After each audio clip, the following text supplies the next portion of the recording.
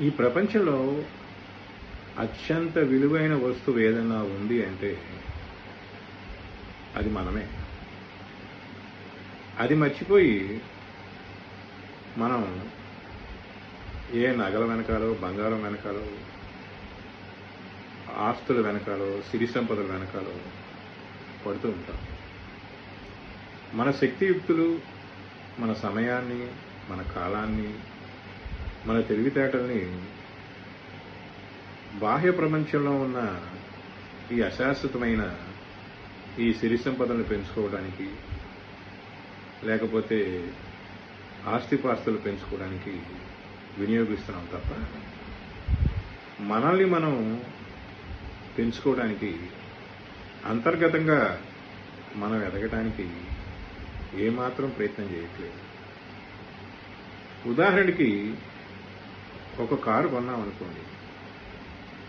ఆ కారు కూడా కొనేటప్పుడు మనకు అవసరమా లేదా అనేది చూసుకుని కొనుక్కోవాలి. ఏ వస్తువైనా అవసరాన్ని బట్టి కొనుక్కోవాలి. అవసరం లేకుండా మనం వస్తువులు కొంటే రేపు మునుముందు అవసరమైన వాటిని అమ్ముకోవాల్సి వస్తుందని ఒక పెద్ద ఆయన చెప్పాడు. సరే, కారు సంగతి కొద్దాం. అవసరం పడింది, కారు కొనుక్కున్నారు. మరి కారు నడవాలి కదా, దానికి పెట్రోల్ కొట్టించాలి, పెట్రోల్ కోసం ఖర్చు పెట్టాలి. అప్పుడప్పుడు మరి అది నిరంతరం నడవాలి కాబట్టి కాస్త సర్వీసింగ్ కూడా చేస్తూ ఉండాలి. సో కొంత దాని మీద వెచ్చించాలి, సమయాన్ని వెచ్చించాలి, డబ్బును వెచ్చించాలి, తప్పదు. కానీ అదే కారు గురించి ఎప్పుడు ఆలోచిస్తూ ఆ కారుకు నగిషీలు దిద్దుతూ బంగారపు తలుపులు, వజ్రాల లైట్లు, లోపల పులిచర్మపు సీట్లు, ఇలా కారు మొత్తాన్ని మనం అలంకరించుకుంటూ పోతూ ఉంటే సమయం మొత్తం ఆ కారు అలంకరించడానికే సరిపోతూ ఉంటుంది. అసలు ఆ కారు పని చేస్తుందో లేదని మర్చిపోతాం. సో కారు చూడటానికి అందంగా కనపడుతుంది, కానీ పనిచేయటం మానేస్తుంది. మన పరిస్థితి కూడా రేపు ఇదే అవుతుంది. చుట్టూ మన ఆస్తులు, సిరి సంపదలు ఇవన్నీ పెంచుకోవడానికి మనం ప్రయత్నిస్తూ పోతూ ఉంటాం. అందరి ముందు గొప్ప వ్యక్తిగా, లేదా ధనవంతుడిగా, లేదా పేరున్నవాడిగా చెప్పుకోవడానికి ప్రయత్నిస్తూ ఉంటాం. కానీ ఎప్పుడు కూడా మన లోపల మనం ఏ విధంగా ఉన్నాం, మన లోపల మన మనసుని పెంచుకోవడానికి ఏం ప్రయత్నం చేస్తున్నాం, అంతర్గతంగా మనం ఎదగడానికి ఏం ప్రయత్నం చేస్తున్నాం అంటే ఎవరూ ఆలోచించరు. నిజానికి ఈ ప్రపంచంలో అత్యంత విలువైనది ఏదన్నా ఉంటే అది నువ్వే. నిన్ను నువ్వు ఎదగడానికి ఏం ప్రయత్నం చేశావు అనేది ఒకసారి ఆలోచించు.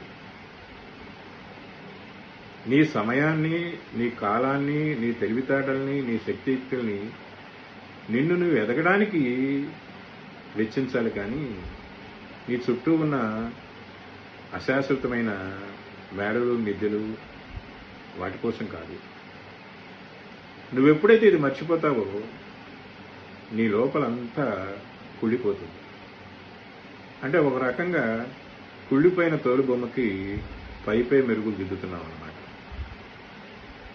ఈ తోలుబొమ్మకి పైపై మెరుగులు దిద్ది ప్రపంచానికి గొప్పగా చూపించాలని ప్రయత్నం చేస్తున్నావు, కానీ ఈ తోలుబొమ్మ లోపల అంతా కుళ్ళిపోయింది.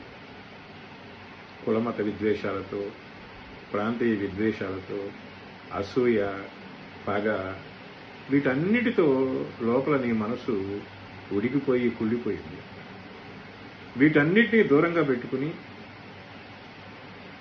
నీ అంతటా నువ్వు ఎదగడానికి ఎప్పుడైతే నువ్వు ప్రయత్నిస్తావో అప్పుడు ప్రపంచానికి కనపడకపోయినా నీకు నువ్వే గొప్పవాడిగా కనపడతావు. అసలు ప్రపంచానికి మనం గొప్పవాడిగా కనపడాల్సిన అవసరం లేదు. మనకు మనం ఎదుగుతూ పోతే, మనకు మనం గొప్పగా ఎదుగుతూ పోతే ఆ సంతోషం 100 మంది మన పొగిడినా వచ్చే సంతోషం కన్నా చాలా గొప్పగా ఉంటుంది.